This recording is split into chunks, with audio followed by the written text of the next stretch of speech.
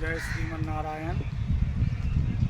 भक्तजनों, आज मैं आपके सामने धर्म क्या है, आज मैं इसको प्रस्तुत करने जा रहा हूँ। सबसे पहले अपने परमात्मा के चरणों में स्मरण।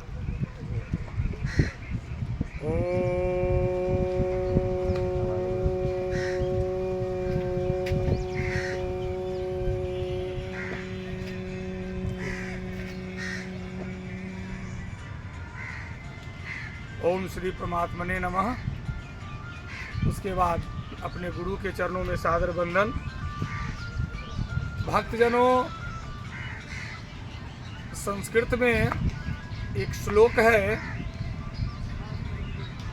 धर्मो रक्षिता रक्षिता, अर्थात जो धर्म की रक्षा करता है, धर्म उसकी रक्षा अवश्य करता है। कैसे? इसके कई प्रमाण हैं जो पुस्तकों में भी बताए गए हैं, आप लोग पढ़े भी होंगे। लेकिन खासकर हमारा निवेदन उन नवयुवकों से है जो आज धीरे धीरे पश्चिमी सभ्यता को अपनाकर अपने संस्कार, अपनी संस्कृति, अपने पूर्वजों का मान अभिमान, बाप दादाओं की पगड़ी जिसे कहा जाता है ठेठ भाषा में, उन सब को डेवलपमेंट अर्थात विकास के नाम पर गर्त में धकेले जा रहे हैं। ये अवसर है जागने का। अगर अभी नहीं जगे तो फिर कभी नहीं जगेंगे। क्यों? क्योंकि धर्म बर्बाद और बदनाम होता जा रहा है। आज 100 में 99% जो गलत काम जो हो रहे हैं समाज में, वो केवल और केवल धर्म के नाम पर। धर्म को लोगों ने आडंबर बना दिया, धर्म को लोगों ने एक ऐसा स्वप्न बना दिया जो गरीब लोग तो देख ही नहीं सकते, और जिनके पास रुपए पैसे हैं वो कर रहे हैं। तो वो केवल दिखावा हो रहा है, ये पाखंडवाद है। मैं इसका खंडन करता हूँ। धर्म क्या है? तो परोपकाराय पुण्याय पापाय प्रतिदिनम्। परोपकार करना ही धर्म है। मंदिर में जाकर रात दिन घंटा बजाएंगे तो ये धर्म नहीं, ये तो केवल दिखावा हो गया है। आपने तन से किया, मन तो कहीं और है। तो धर्म मन से किया जाता है, और धर्म का सबसे पहला यही बताया गया श्लोक में कि परोपकार किस तरह से। जैसे वृक्ष जो फल देते हैं, उन वृक्ष को कभी आपने कहते नहीं सुना होगा कि ये मेरा है, इसे मैंने जना, इसे केवल मैं ही खाऊंगा। वो सदैव दूसरों के लिए है। नदियाँ जो जल देती है, अथाह जल राशि होती हैं, वो सदैव दूसरों के लिए बहते हैं। उसी तरह से ऐसे कई प्रमाण हैं, कई उदाहरण हैं। वो चाहे तो युवा वर्ग उसको गूगल पर मंगवा कर देख भी सकते हैं। हितोपदेश की कहानी है, फिर उसके बाद पंचतंत्र की कहानी है। आप भी देखिए, अपने बाल बच्चों को भी दिखाइए। और एक बात कहूँ, आने वाली पीढ़ी को बचा लीजिए। आने वाली पीढ़ी को बचाने का दायित्व और जिम्मेवारी केवल और केवल अगर है तो वो हम आप सब युवाओं के कंधे पर है। और आज हमारे युवा पश्चिमी सभ्यता का अनुकरण कर करके अपने धर्म और संस्कृति को अलोप करते जा रहे हैं। अभी यह समझ में नहीं आएगा। यह समझ में आएगा कब? जब आपके बच्चे होंगे। और जब आपके बच्चे जैसे आज कर रहे हो ना, जैसे आज कर रहे हो ना, उस तरह से जब आपके बच्चे करने शुरू करेंगे तो उस समय में आपको पता चलेगा कि हमने जो कहा वो गलत नहीं, सही कहा।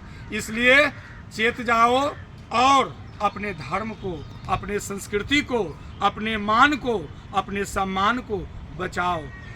परोपकार क्या है? जैसा कि अभी हमने उदाहरण दिया वृक्ष से, नदियों से। आप जिस लायक हो, जिस मुताबिक हो, जितना भर ईश्वर ने आपको दिया है, आप उसी से अपने घर परिवार को चलाते हुए, उसके बाद जो थोड़ा बहुत जो बचता है, तो जो ज़रूरतमंद हैं, जिन्हें ज़रूरत है, आप उनको 2 रोटी खिला दीजिए, 2 गिलास पानी पिला दीजिए। ये होता है, इसको कहते हैं परोपकार।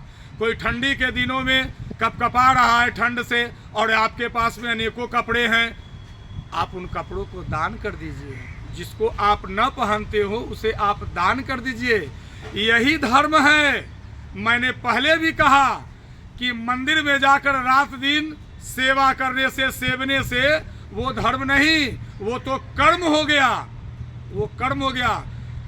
बंधुवर, हमारा स्लोगन ही है कि सत्य ही धर्म है और धर्म ही सत्य है। इसको आप यूं समझिए कि मानव योनि ईश्वर ने जो दिया है, जो ईश्वर ने बनाया है, इससे पहले क्या थे, इसके बाद क्या होंगे, ये हम नहीं जानते। और अगर कोई कहता है कि मैं जानता हूं तो वो भ्रमित कर रहा है। अतः ऐसे भ्रमितों की बुद्धि में भी नहीं पड़ना है। मैं आपको केवल एक संदेश देना चाहता हूं इस वीडियो के माध्यम से कि यह जीवन जो है शाश्वत नहीं है, यह जीवन जो है नित्य नहीं है। नित्य और शाश्वत क्या है, तो वो परम पिता परमात्मा, जिन्हें हम अनेक रूपों में, अनेक पंथों में, अनेक मजहबों ने भजा है, जपा है और जप रहे हैं और आगे भी जपते रहेंगे। तो मेरा सभी भाइयों बहनों से, हमें किसी से कोई बैर नहीं, किसी से कोई झगड़ा नहीं, हम किसी पर कोई उंगली नहीं उठाते हैं। मैं केवल इतना ही कहता हूं कि अपने अपने धर्म को बचाओ। जब धर्म बचेगा तो आप बचोगे, और जब आप बचोगे तो यह समाज और देश रहेगा। इसलिए बंधुवर, धर्मार्थी सज्जनों, आप केवल और केवल अपने अपने कर्म को कीजिए, ईमानदारी से कीजिए। ईश्वर उसी में आपको बरकत देगा और आप आगे की ओर बढ़ेंगे। लेकिन सावधान होकर अपने कर्म को कीजिए। यह मन में सोचिए, विचार कीजिए कि हमसे कभी कोई गलत न हो जानबूझकर। अनजाने, तो अनजाने की बात तो ऐसे भी कहा जाता है, अनजान सुनजान महाकल्याण, अनजान सुनजान महाकल्याण। आप अगर अनजाने में आपसे हो गई, चलो कोई बात नहीं, लेकिन उसी क्षण, जिस क्षण यह आपको आभास हो कि हाँ वाकई में हमसे कुछ गलती हो गई है, तो उसी क्षण आप एक संकल्प लें कि हे प्रभु, गलती तो हो गई, लेकिन अब हम इस तरह की गलती नहीं करेंगे। हमें इस तरह की शक्ति दो। परमात्मा की कृपा देखिएगा, वो धीरे धीरे धीरे धीरे आपको ऐसे हो जाएगा कि आप उसके आदी हो जाएंगे। फिर आप सत्य बोलेंगे, सत्य का आचरण करेंगे, सत्य पर चलेंगे। बात रह गई दुनिया की, तो दुनिया की छोड़ो ना भाई। दुनिया का क्या है, वो तो अगर कुछ गलत करोगे तो भी बोलेगा, सही करोगे तो भी बोलेगा। एक छोटी सी कहानी याद आ गई कि एक व्यापारी और उसका 8 साल का पुत्र व्यापार के लिए बहुत सारे सामग्री को एक गधे पर लाद कर लेके आ रहे थे। वो एक गांव से गुजरे। गांव के लोगों ने कहा कि कितना निर्लज है, देखो तो उन गधा अनबोलता जीव है, उसको पर इतना ना वजन किए हुआ है, ये दोनों बाप बेटा मजे से जा रहा है। अब पिता ने सुना, सोचा कि बात तो सही बोल रहा है, चलो भैया। अब थोड़ा दूर जाने पर कहा कि बेटा ऐसा करो कि इसका जो वजन है जो हम ले लेते हैं और इसको थोड़ा दूर ऐसे चलने देते हैं। उसी तरह से उसने किया। वो व्यापारी ने गधे पर का वजन अपने ऊपर ले लिया। अब लेके फिर चले तो दूसरे जब गांव पहुंचे तो वहां के लोग क्या कहते हैं, अरे कैसा बेशरम बेटा है, और ये भी तो मूर्ख ही है, गधा पर सामान नहीं लादे हुए है, बेटा को नहीं दिया और अपने लाद के लेके जा रहा है।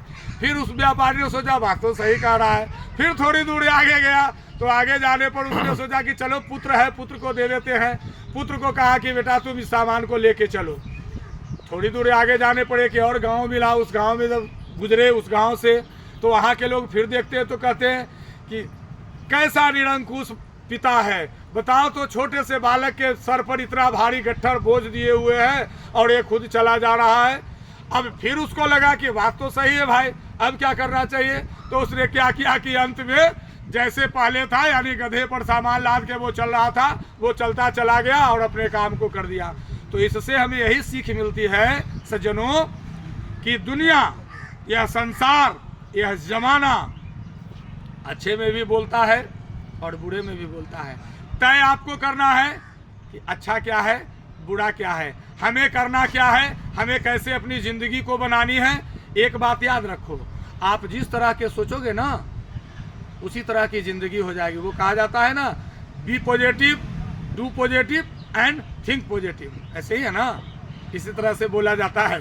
अच्छा करो, अच्छा सोचो, और मन में अच्छा विचार रखते रहो। जब अच्छे विचार रहेंगे तो निश्चित ही आप धर्म की राह पर आगे बढ़ेंगे। और जब धर्म की राह पर आप आगे बढ़ेंगे तो एक बात को आप गांठ पार करके रख लो, लोग 100% की गारंटी देते हैं, मैं 111% की गारंटी देता हूं, आपका बाल बांका नहीं हो सकता। लेकिन कब?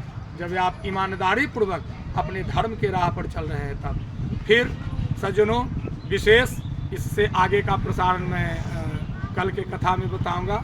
अब तब तक के लिए नमस्कार, प्रणाम।